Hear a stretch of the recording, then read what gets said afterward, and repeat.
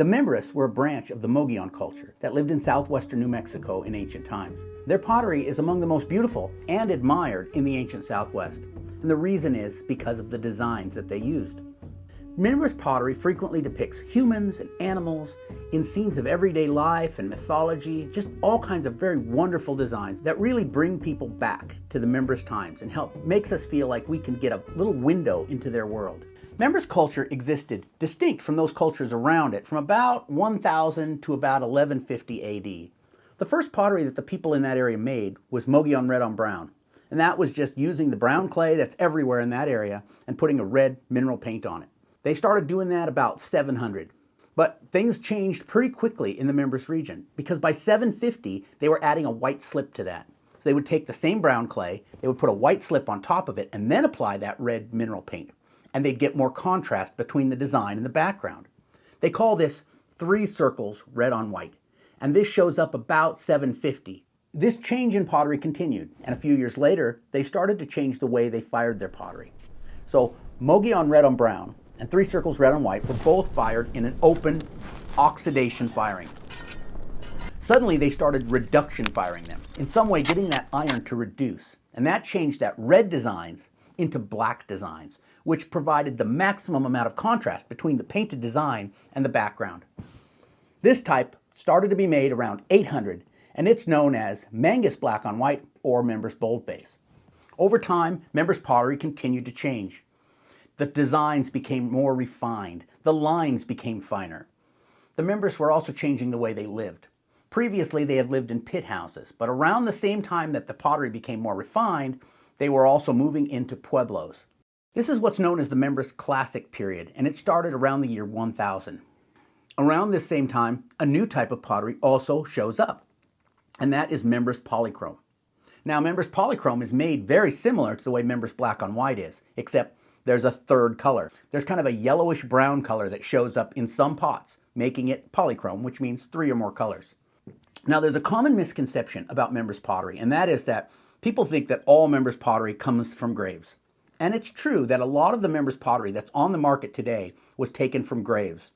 But archaeologists have found Mimbres black on white pottery in all sorts of contexts. They find it in living quarters, they find it in trash piles, and studying the useware shows them that Mimbres black on white pottery was used for everyday use throughout the Mimbres times. And so it wasn't just for grave goods. But the Mimbres had an interesting tradition regarding pots that were used in burials. In Mimbres culture, people were buried beneath the floor of the house.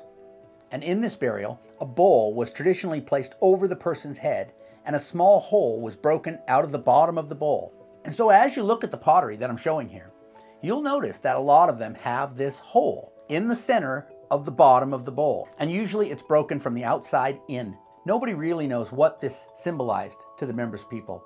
The Mimbres culture completely disappeared around 1150. And so we really have no way of knowing what those people were thinking. We're not even sure today who the descendants of the Mimbres were, although some people have suggested it might be the Tarahumara who live in Chihuahua, Mexico today. Now let's talk a little bit about how Mimbres pottery was made. The body of the pot was formed from brown clay, which is really common in that area of New Mexico. Now this brings up the question. You may have seen some of this Mimbres pottery and realized that the body of the pot seems to be made from a gray clay, not a brown clay. However, I assure you, this is the same clay that was used on Mogollon red on brown and 3 circles red on white. The only difference is the firing atmosphere. When you reduce a brown clay properly, it turns gray. So if we take one of these Mimbres black on white sherds, throw it in an electric kiln and oxidize it, that gray clay turns brown, which was the original color.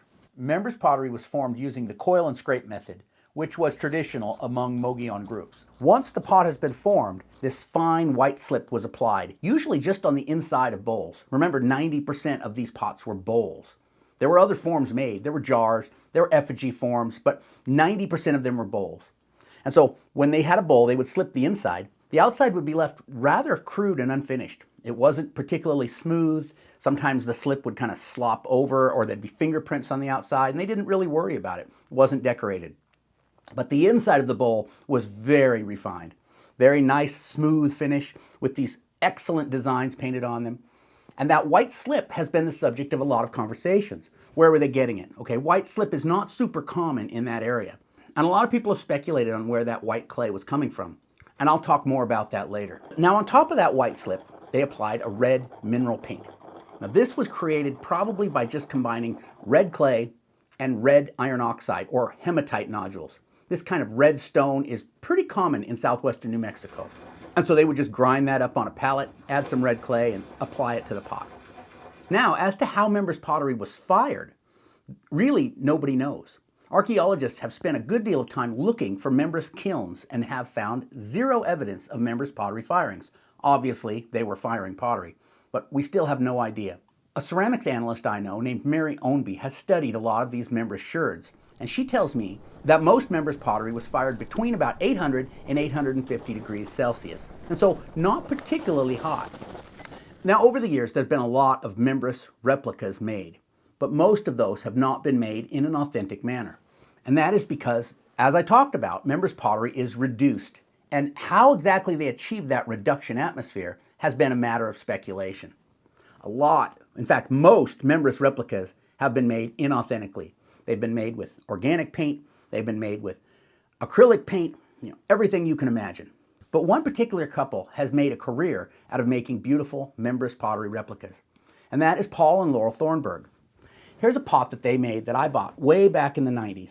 Very, very finely done. This is a great example of the kind of reduced iron painting and really fine quality work that they did, all with authentic materials that they got in southwestern New Mexico. Now, let's talk about that Mimbres white slip. Remember I said there's been a lot of talk about where that came from.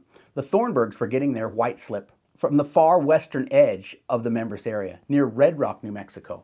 Now, some people might say Red Rock, New Mexico is a long way from the Mimbres Valley, but in those days, there was a lot of trade. The Mimbres had access to macaws and copper bells and other things that were coming out of far down in Mexico. So certainly they could have traded white clay a few miles around the Mimbres region. The other thing about the Thornburgs pottery is they fired in what they call an earthen tunnel. This is basically just a primitive convection kiln. They built this one out of adobe, but they theorized that the Mimbres potters could have used the bank of an arroyo and tunneled in from the bottom and dug down from the top. That way, they had their firebox, loaded the pottery from the top, and they could have achieved a reduction atmosphere. The Thornburgs certainly had great success using this adobe kiln to achieve that reduction atmosphere on their replicas. Now, as I said, over the years, there's been a lot of really not so authentic Mimbres replicas done, and that was because there was a lot of questions about how reduction firing should take place, or how the Mimbres fired their pottery. Today, there's been a lot of experiments and work done towards figuring out how to do a reduction firing. Here's one that I did last year. This is a Mimbres sheep effigy pot, and I got some good reduced iron blacks in places. I got some reds in places, but that's also not that uncommon on Mimbres pottery to see places that are red and other places that are black. At any rate, I've been able to achieve that reduced iron several times, and so have a few others. So I think we're on the cusp of people being able to do some pretty decent Mimbres replicas. If you'd like to learn more about reduced iron firings, check out this video right over here. That's where I fired my big Tularosa Oya, and it came out perfect. Thanks for watching. I'll catch you next time.